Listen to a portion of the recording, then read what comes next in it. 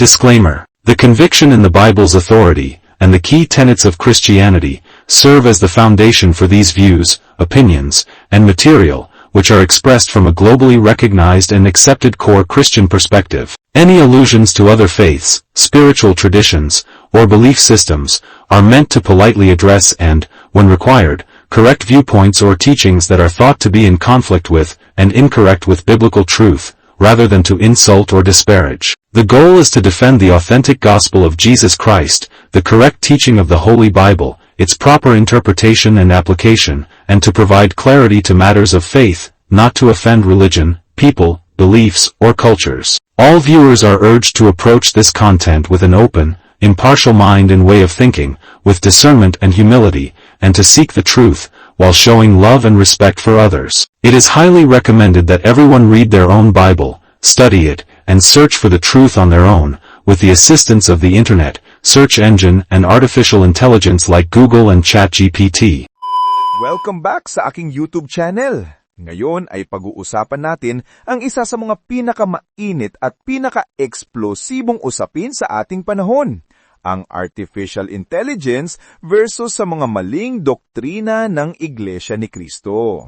Kaya ba ng AI na ilantad o ibuyag ang mga pagkakasalungatan na madalas na hindi napapansin ng mga tao? Abangan niya dahil ang inyong masasaksihan sa oras na ito ay maaaring yumanig sa matagal ng paniniwala ng mga miyembro ng Iglesia ni Cristo at magpapasiklab ng matinding talakayan.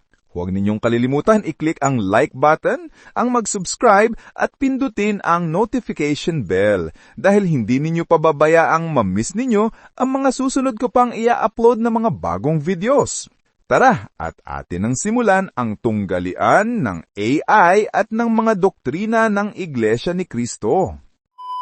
Nagtanong ako ng ganito sa ChatGPT. You are an expert in Bible theology. As an expert, please explain clearly how to debunk the false doctrines of Iglesia ni Cristo by presenting each doctrine along with its supporting Bible verses, and then provide counter-arguments for each doctrine using additional Bible verses. Narito ang naging tugon ni ChatGPT. Magaling! Dahan-dahan nating talakayin ito ng may malinaw na pagpapaliwanag at eksaktong detalye. Ang Iglesia ni Cristo, or INC, ay isang relihiyosong kilusan na itinatag sa Pilipinas noong ika-20 siglo. Inaangkin nila na sila daw ang nag-iisang tunay na iglesia at mayroon silang mga natatanging doktrina na salungat sa makasaysayang pananampalatayang Kristiyano.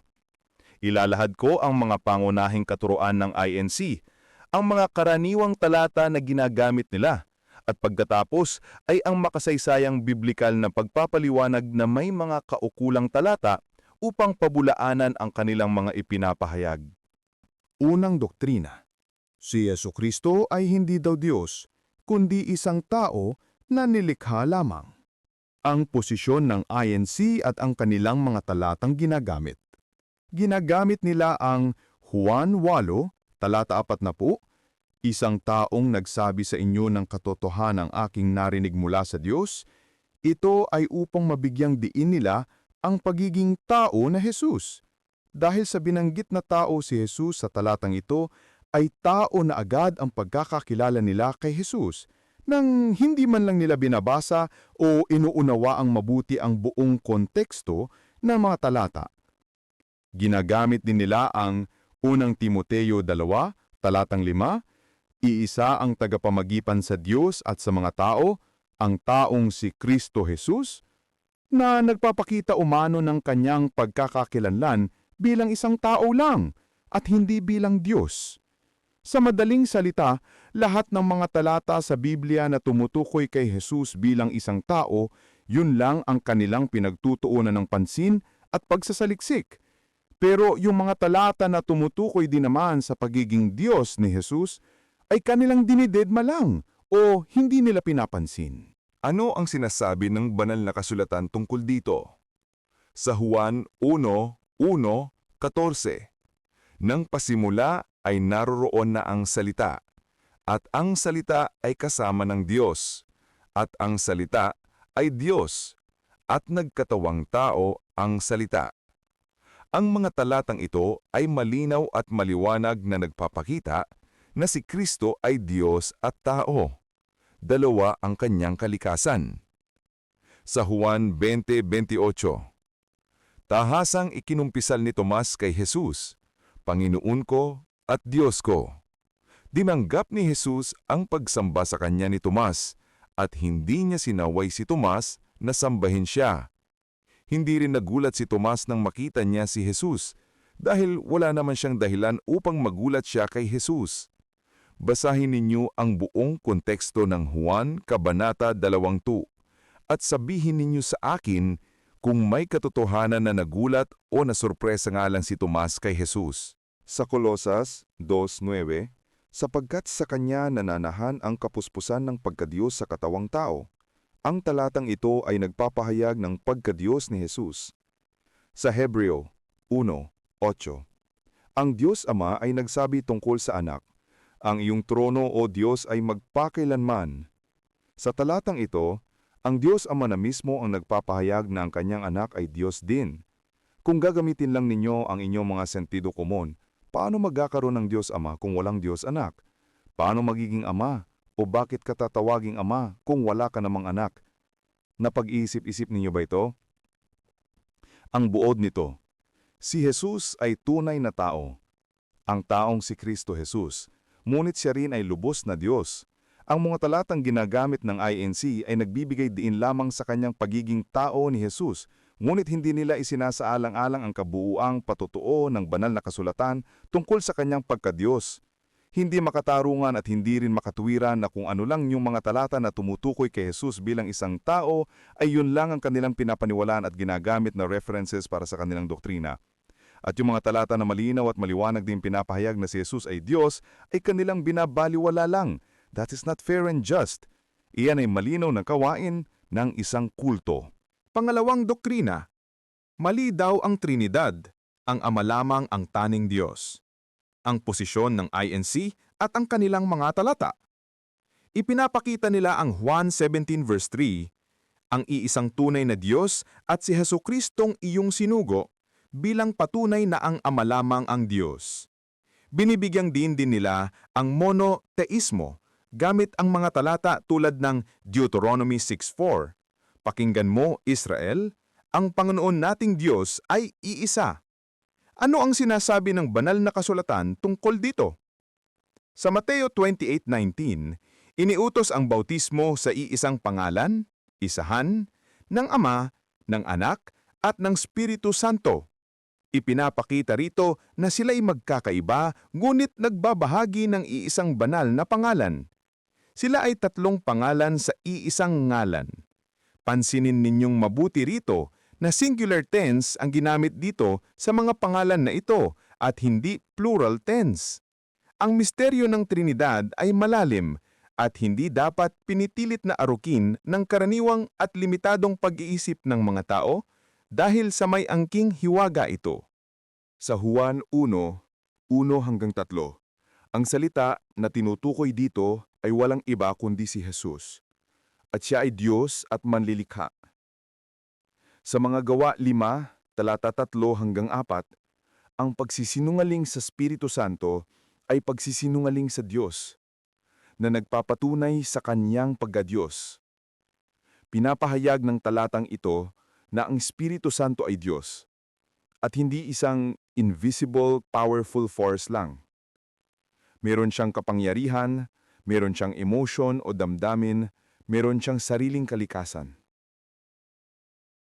Sa 2 Korinto 13:14, ang basbas ay tahasang pinagsasama ang biyaya ng Panginoong Hesukristo, ang pag-ibig ng Diyos, at ang pakikisama ng Espiritu Santo bilang iisang banal na pagpapala.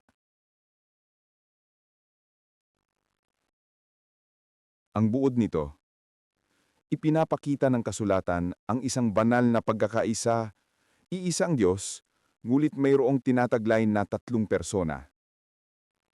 Ang pagtanggi dito ay bumabagsak sa katuruan ng Biblia sa isang simplistikong pagkakaisa na sumasalungat sa buong patutuo ng Biblia. Pangatlong doktrina, ang Iglesia ni Kristo lang daw ang tunay na iglesia at ang kinakailanan para sa kaligtasan. May katotohanan ba ito? Ang posisyon ng INC at ang kanilang mga talata. Binabangkit nila ang Roma 16:16. Binabati kayo ng lahat ng mga iglesia ni Kristo upang ipagpilitan nila na ang pangalan daw ng kanilang simbahan o relihiyon ay biblikal. Sa kasamaang palad, hindi naman muna nila inintinding mabuti kung ano ba talaga ang konteksto ng Roma 16:16. Ang binanggit dito ay mga iglesia. Ang ibig sabihin ay maraming iglesia, nasa plural tense at hindi isang iglesia lamang. Ang salitang iglesia ay nagmula sa salitang Griego na ekklesia, na ang ibig sabihin ay kalipunan o grupo ng mga tinawag o sila yung mga mananampalataya ni Hesukristo. Ang mga iglesia na binanggit dito ay tumutukoy sa mga tao at hindi kailanman tumutukoy sa isang relihiyon, simbahan o gusali na tinatag ni Felix Manalo noon lang 1914. Kung papaniwalaan ninyo na kung noon lang 1914 nagsimula na maligtas ang mga tao dahil sa pagsulpot ng relihiyong Iglesia ni Cristo na tinatag ni Felix Manalo, nangangahulugan ba ito na sina Moses, Abraham, ang mga apostoles at ang iba pang mga naging tagasunod ni Jesus ay hindi mga naligtas? Kaya kung gagamitin lang sana ninyo ang inyong mga sentido kumon, makatotohanan ba ang ginagawang pag-aangkin ng relihiyong Iglesia ni Cristo na kayo ay maliligtas lamang kung kayo ay magiging miyembro ng kanilang simbahan na tinatag lamang noong 1914? Itinuturo rin nila gamit ang talata sa mga gawa 20, talata 28, ang iglesia na binili niya ng kanyang sariling dugo at kanilang pinagpipilitan na si Kristo ay nagliligtas lamang daw ng mga taong nasa loob lang ng kanilang organisasyon o kung miyembro ka lang ng kanilang simbahan. May katotohanan ba ito? Ano ang sinasabi ng banal na kasulatan tungkol dito?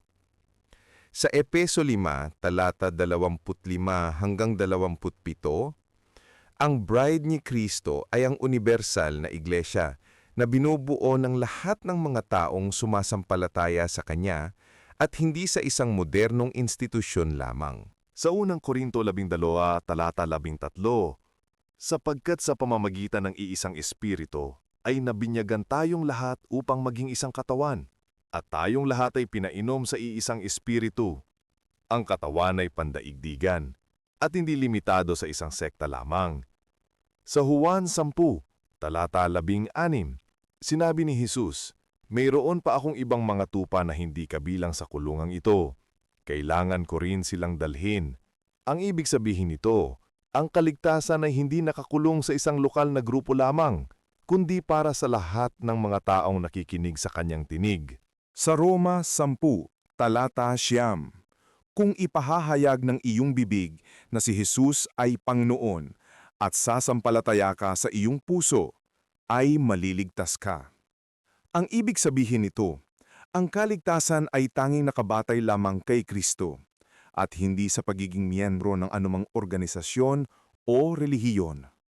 Ang buod nito, ang kaligtasan ayon sa wastong katuruan ng Biblia ay sa pamamagitan ng biyaya, sa pamamagitan ng pananampalataya kay Kristo at hindi sa pagiging miyembro ng anumang partikular na institusyon o relihiyon na nilikha lamang ng mga tao na katulad ni na Felix Manalo ng Iglesia ni Cristo, ni Joseph Smith ng Mormons, ni Charles Russell ng Jehovah's Witness, ni Buddha ng Budismo, ni Muhammad ng Islam at iba pa.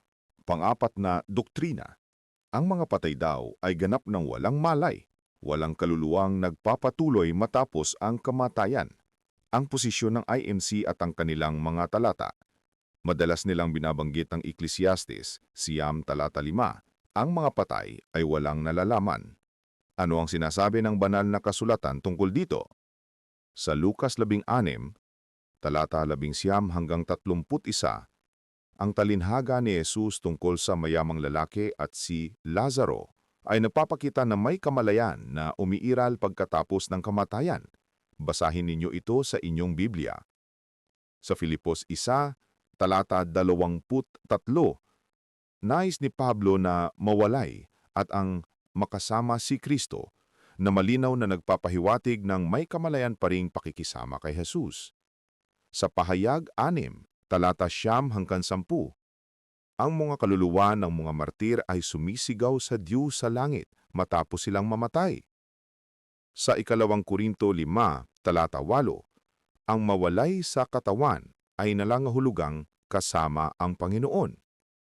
Ang buod. Ipinapakita ng Biblia na mayroong consciousness o may kamalayan pa ring umiiral pagkatapos ng kamatayan.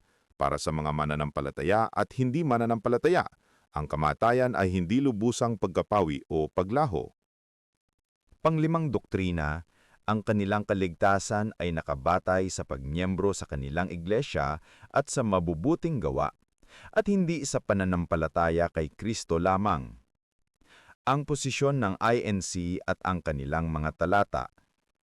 Binabanggit nila ang Santiago 2, talata 24. Ang tao ay inaaring ganap sa pamamagitan ng mga gawa at hindi sa pananampalataya lamang. Pinagsasama nila ito sa kanilang eksklusibong pananaw. Gawa plus pagiging kasapi ng iglesia ay equals to kaligtasan. Ano ang sinasabi ng banal na kasulatan tungkol dito? Sa Epeso 2, talata 8-9, sapagkat sa biyaya kayo'y niligtas sa pamamagitan ng pananampalataya at hindi sa pamamagitan ng mga gawa upang walang sinuman ng magmapuri. Sa Roma 3, talata 28, sapagkat pinaninindigan namin ang tao ay inaaring ganap sa pamamagitan ng pananampalataya, hiwalay sa mga gawa ng kautusan. Sa Tito 3, talata 5, tayo'y iniligtas niya, hindi dahil sa mga gawang matuwid na ating ginawa, kundi ayon sa kanyang kahabagan. Sa Santiago 2, kapag binasa sa tamang konteksto, hindi tungkol sa pagkamit ng kaligtasan sa pamamagitan ng gawa, kundi ang mga gawa ay bilang patunay ng tunay na pananampalataya. Ang buod. Ang isang tunay na mananampalataya ay nagbubunga ng mabubuting gawa. Ngunit ang mga gawa ay ang siyang bunga, hindi ugat ng kaligtasan. Ang ebanghelyo ay sa biyaya lamang, sa pananampalataya lamang, kay Kristo lamang. Ang pangwakas na kaisipan. Gumagamit ang INC ng mga piling talata sa Biblia, ngunit madalas ay hinihiwalay at binibigyang kahulugan nila ang mga ito ng bukod sa kabuuang patutuo ng kasulatan. Ang lunas ay ang mas malawak na pag-unawa at buo na pagbabasa, hayaan na ang kasulatan ang magpaliwanag sa kapwa nito kasulatan. Ang malinaw, maliwanag at ang nagkakaisang patutuo o katuruan ng Biblia ay nagpapahayag na, una, si Jesus ay Panginoon at Diyos. Hindi lamang siya tao kundi Diyos na nagkatawang tao dahil mayroon siyang dalawang kalikasan. Pangalawa, ang Diyos ay Trinidad. Ang Diyos ay isa lamang na may angking tatlong persona. Isang misteryo o hiwaga na hindi na dapat pangpiliting arukin ng karaniwang kaisipan ng mga tao dahil iba ang pag-iisip ng Diyos kumpara sa pag-iisip ng mga tao. Pangatlo, ang kaligtasan ay sa biyaya sa pamamagitan ng pagkakaroon ng buhay na pananampalataya kay Jesus at hindi sa pagsapi sa anumang iglesia o relihiyon na nilikha lamang ng tao noong ika-20 siglo. Pang-apat, may kamalayan pa ring umiiral na nagpapatuloy pagkatapos ng kamatayan. Ang kamatayan ay hindi katapusan o paglaho ng consciousness ng isang tao, kundi ito ang simula ng kanyang espiritual na paglalakbay sa kabilang buhay. Sa modernong kapanahunan natin ngayon at sa availability ng mga makabagong teknolohiya sa ating paligid, kung hindi ninyo ito gagamitin upang maghanap o magsaliksik sa katotohanan, ay sinasayang ninyo ang maganda at mabuting pagkakataon na ito. Para sa inyong kaalaman, ang artificial intelligence ay karaniwan or routine ng ginagamit sa ngayon sa iba't ibang bahagi ng ating buhay, katulad ng sa paggawa ng mga bahay, sa paggawa ng mga vehicles, sa medical o sa mga ospital, sa engineering technology, sa mga schools or universities, at marami pang iba. Kung kayo ay nabibilang sa anumang relihiyon o sekta, at ang inyong pamunuan ay pinagbabawalan o pinaghihigpitan kayo na gumamit ng anumang online search engines katulad ng Google, ng research assistant katulad ng ChatGPT, or anumang artificial intelligence upang magsuri, maghanap o magsaliksik sa katotohanan sa tamang katuruan ng Biblia, dapat ay makaramdam o makahalata na kayo sa kung ano ang nais nilang mangyari sa inyo. Gusto nilang manatili kayong maging mangmang o kulang sa tamang katuruan ng Biblia sa pamamagitan ng paghihigpit o pagbabawal nila sa inyo na magsuri o magsaliksik sa labas ng inyong iglesia upang manatili kayo sa ilalim ng kanilang kontrol. Ganun ba ang gusto ninyong mangyari sa inyo? Ano sa palagay ninyo? Nais kong linawin sa inyo na ang video na katulad nito ay hindi ginawa upang atakihin or i-offend ang inyong relihiyon o pananampalataya. Ang pangunahing dahilan kung bakit nilikha ang video na ito ay upang tulungan kayo na makita o matagpuan ninyo ang katotohanan. Wala kayong dapat ikagalit, bagkos ay dapat pa nga kayong matuwa o masiyahan dahil mayroong nagmamalasakit sa inyo na matulungan kayo na makaalis o makakawana mula sa tanikalang nagtatali sa inyo sa mali o baluktot na katuruan. Kung ayaw naman ninyong buksan ang inyong puso at pag-iisip sa mga katotohanang pinapahayag ng video na ito, ay nasa sa inyo naman yan. Isang personal desisyon ninyo po yan. Kung nais ninyong manatiling alipin ng isang bulaang relihiyon, at sa ayaw man o sa gusto ninyong tanggapin, na kinikilala ang inyong sekta sa buong mundo bilang isang kulto. Ngayon nakita na ninyo kung paano pinabulaanan ng artificial intelligence ang mga maling doktrina ng INC. Ano sa palagay mo? Ipinapakita ba sa iyo ng AI ang katotohanan o isa lang itong kasinungalingan? Ibahagi mo ang iyong opinyon sa comment box sa ibaba nitong video at pag-usapan natin ito. Kung nakapagbukas naman ito ng iyong puso at kaisipan, ay pakiclick mo ang like button at ishare ang video na ito sa iyong mga kaibigan at mag-subscribe para sa mas makabunuhang talakayan.